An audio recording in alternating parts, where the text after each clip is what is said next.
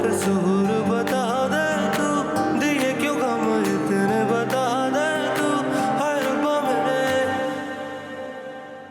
ठीक है अंबर, तुम जावेद के साथ चली जाओ।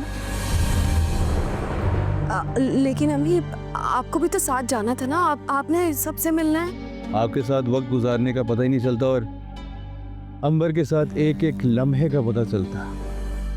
उन्हें ज़रूरी काम से जाना पड़ा, इसलिए नहीं आ सके। मुझे ऐसा लगता है कि हसन तुम्हारे साथ ना बेइतना ही बरतता है। लेकिन सहर ने एक तो चोरी की और ऊपर से बदतमीजी भी।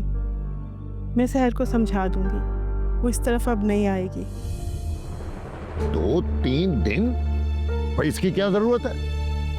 भाई माँ से मिलना था, मिल चुकी, अब जाओ घर अपने वापस।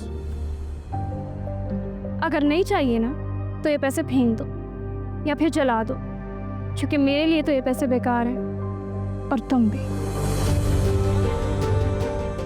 हाय रब्बा क्या कसूर बता दे तू,